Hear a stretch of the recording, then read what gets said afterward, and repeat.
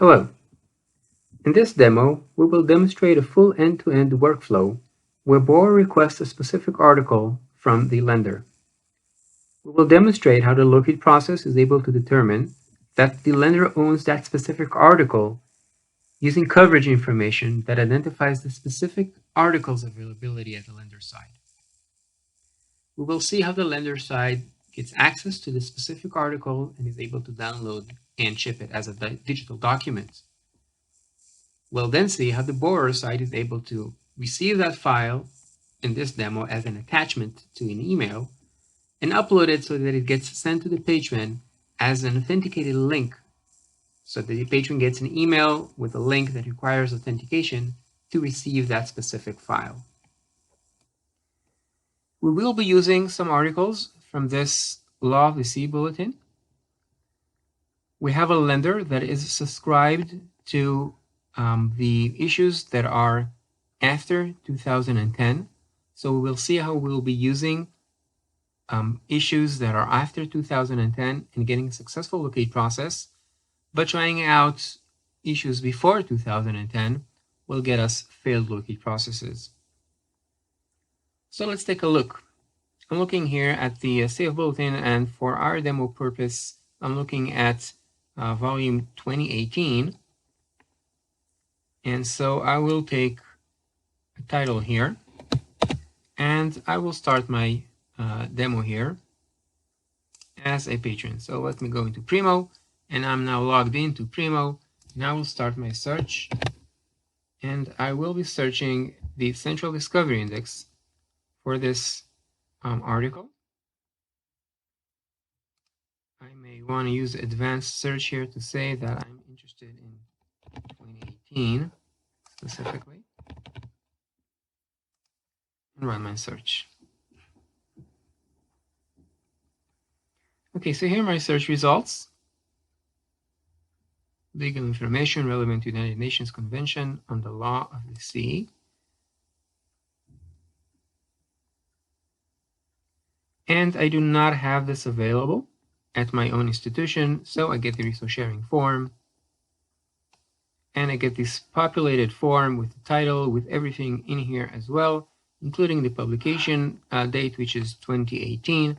So, and my email is all here, my personal email here, my Gmail personal email. So really, I don't have anything else to do, just to submit this request. There's the copyright terms that I have to sign. I agree to the copyright terms, and we'll have this request created as a borrower side on our Alma University. Here's our Alma, and the Alma University is going to be playing our borrower side. So let us take a look at the borrower side, new request from today. We can see a request here that has been assigned to the Open University and is already ready to be sent. The request has actually been located down to the article level. In order to demonstrate how the locate process works down to the article level, we'll go down and take another article, this time from 2008, and we'll try to see what happens with that. So we'll take that, and we'll go here into our Primo search. And this time we'll take 2008 and do our search.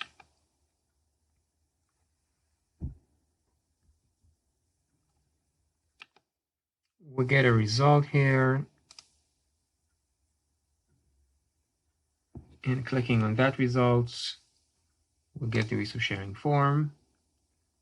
And this time we get this article, which is from 2008. Has my Gmail on it. I'll just go on and submit this. And now we can go back and take a look at Alma and take a look at the two requests that we have. I'll refresh here.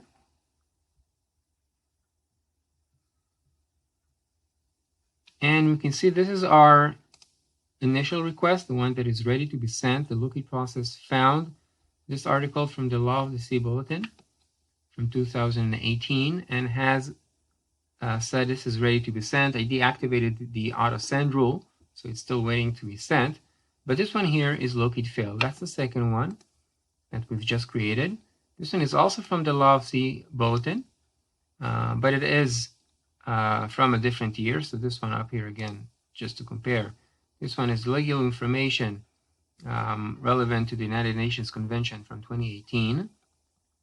And this one here is legal information relevant to the United Nations Convention, but this one is from 2008.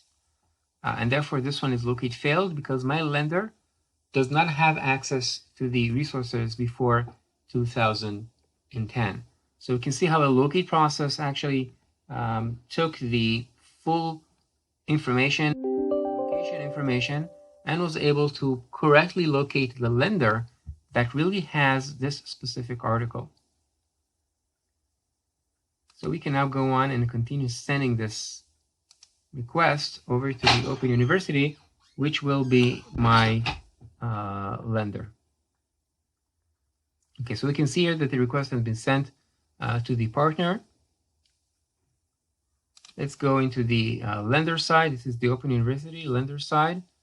Let's refresh this request, this list, and take a look. There's our request. This is the request that has come in. We can add more information. We can see this is local information from the Law of C bulletin. This one is from 2018. This is the request that has come in. I can see that I own it electronically. So I can go over to Manage Fulfillment Options and try to access this specific article. In here, I can see it. I see the collection that has it. Clicking on this will take me to a View It Like link. We can see here that I have access starting from 2010, which is why I got the request for the 2018 one, but the locate did not send it to me for the 2008 one, because it is available to me as lender only from 2010. Anyways, I'll click on that, and that should resolve to get me that article. So we can see that Alma uses information from the article to get me pretty much down to the article level. So we can see here legal information, and this one is from the 2018, which is what we requested. So I can just go here. We can see here this is from 2018. This is what I've requested. So I got access directly to the article, where I can actually go on and read, download, start processing this. So here's my article. It has come through. Let's say I will want to save this.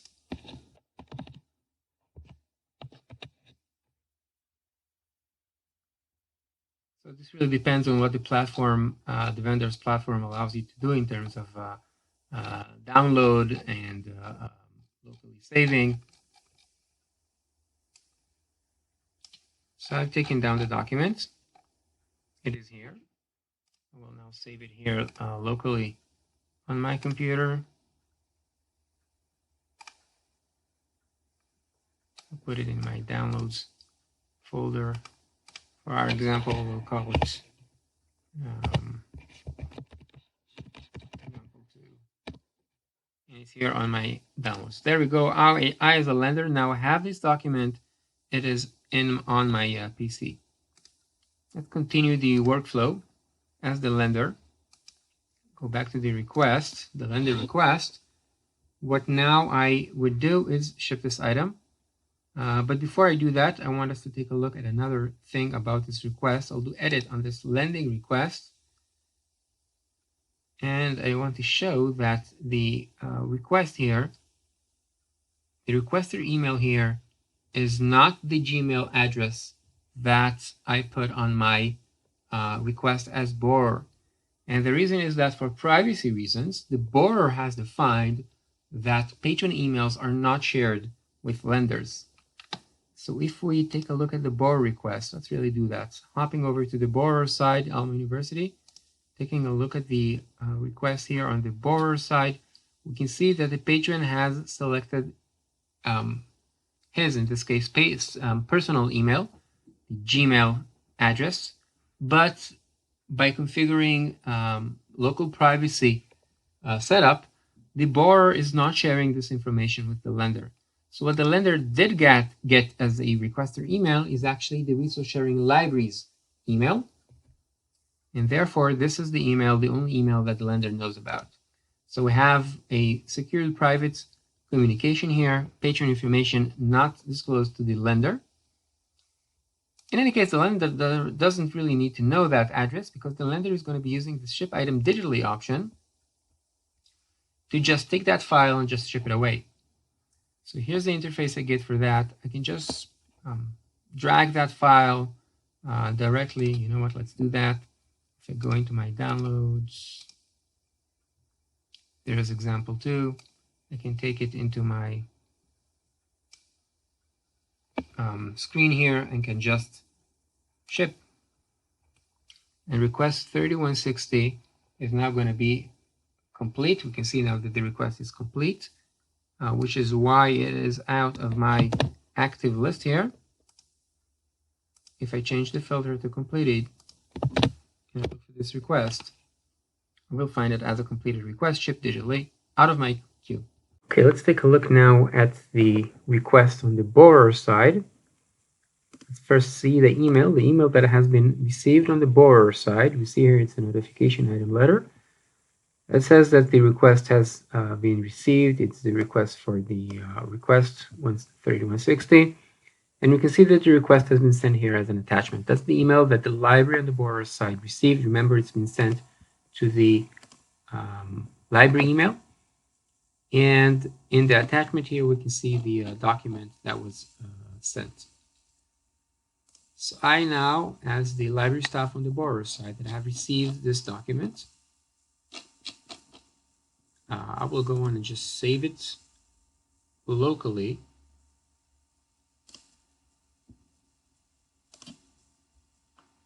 I'll put it into my downloads, and I'll call this one here local. Identify this. There we go. I have now, as borrower, I've created the request. I've saved this file on my borrower side. Let's take a look at the request now on the borrower side. So let's search for that request. It's 3160. And we're looking for it as a borrower request. And let's see its status. Okay, so here's the request. We can see the request is still active here on the borrower side, obviously because the patron has not yet received that file. But we can see that the request is shipped digitally so that the borrower knows that the request has been sent and she'll look for it on the email. And as we saw, this request 3160, we have received the email for that. So I'll go on and found that email. I would like now to upload that file and have the patron receive that. So my next action will be to go on and upload file. Again, I get this interface that allows me to upload a file. I can just drag the file in here, which is what I'll do. So I'll go into my downloads. Here's my local. I'll go and just drag that file, put it in here. And now I'm ready to send. Doing send here will actually have that file sent away to my patron. So I'll do a send here. And that will complete the request and have that go out as an email to my patron. Okay, there we go. File was delivered for this request. You can see that now the request is out of my active queue.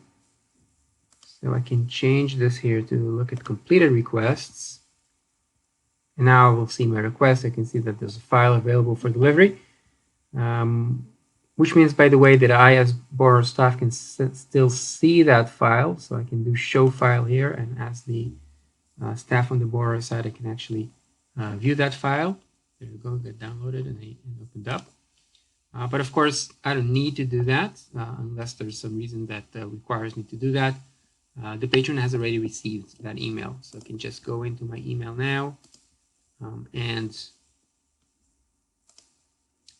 there's a go. The notification item letter is here, and that's the email that the patron got. So the patron got an email that is not with an attachment.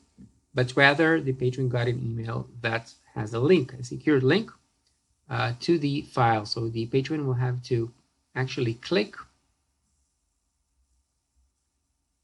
on this link and get access to the file. Let's try to do that. So clicking on the link, the patron is requested to identify before getting access to the file. And only after successful authentication, the file will get downloaded, and the patron, there we go, has access to that same file. The number of accesses may be limited. Out of the box, it's 2 accesses. And of course, the file will remain available for the patron for a default of 30 days that can be configured for longer than that. And as we saw, the file remains also available for the staff. In fact, if the patron for some reason has not received that email, the staff also has an option to resend that file and do another send so that another email will be sent out to the patron. So we've demonstrated a full workflow end-to-end. We've demonstrated a article level locate process on the borrower side that identified whether the lender has that specific article with the specific required coverage. We've seen how the lender can just upload the file, access the article and just upload the file, and that's it, have it done with, and how the staff on the borrower side may receive an email with an attachment and upload that attachment and have it sent to the email as a secured link. Of course, there's also an option for the lending library to send an email that goes directly to the patron. That depends, of course, on the setup, but we'll see that in a different demo. Thank you.